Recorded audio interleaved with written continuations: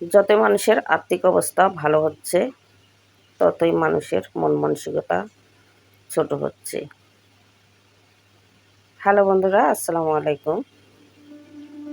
নতুন একটা ভিডিও নিয়ে আবার হাজির হলাম।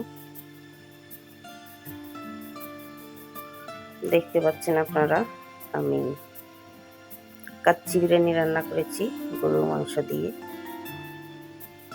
তবে এটা কিন্তু কুরবানির মাংস দিয়ে না, এটা আমাদের বাজার থেকে কিনে নিয়ে আসা গরুর মাংস দিয়ে কাচ্চি বিরিয়ানি করছি।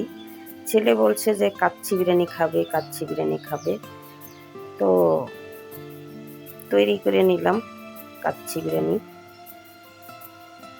আমার শ্বশুর আব্বা কুরবানি দিয়েছে, আমার দেবর কুরবানি দিয়েছে,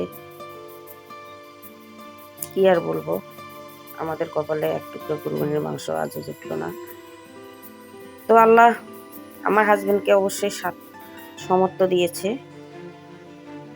মাংস কিনতে, কুরবানি দিতে পারিনি রে ভাই আমরা, তো কেনা মাংস দিয়ে কাচ্চি বিরিয়ানি তৈরি করলাম। কাচ্চি বিরিয়ানিটা হচ্ছে সাধারণত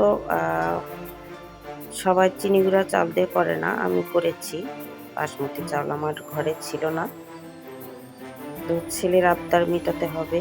তো মাশাআল্লাহ অনেক সুন্দর হয়েছে, দেখুন লোভনীয় হয়েছে।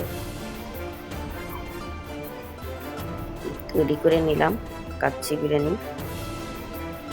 আলু দিয়েছি আর গরু মাংস দিয়েছি। গরু মাংসগুলো চর্বিওয়ালা ছিল, আর এদিকে একটু মাংস বসিয়ে নিয়েছি। বাইরে এগুলো সব কেনা মাংস।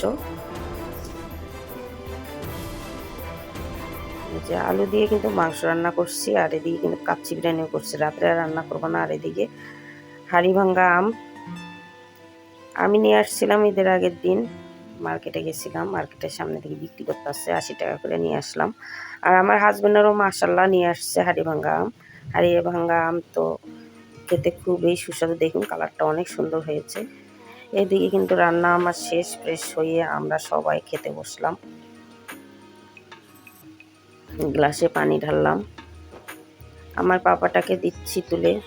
ছোট্ট পাপা খেতে চাচ্ছে না এখন, তার শরীরটা ভালো না, তো একটু দিচ্ছি খেতে। বাবা খাও, অনেক শখ করছে কাচ্চি বিরিয়ানি খাবা। সবাইকে দিয়ে দিলাম। অনেকগুলো মশলা রান্না করেছি, 1 কেজি চাল আর 1 কেজি গরুর মাংস দিয়ে রান্না করেছি। তবে মাংসগুলোতে চর্বি ছিল বেশি। যাই হোক, প্লেটে নিয়ে নিলাম। এই যে সুন্দর একটা কিন্তু স্মেল এসেছে। তো শসা নিয়ে নিলাম, লেবু 1 টুকরো। মাশাআল্লাহ অনেক সুন্দর হয়েছে, মাংসগুলোও সিদ্ধ হয়ে গেছে। বিসমিল্লাহ মুখে দিলাম, অনেক সুন্দর হয়েছে।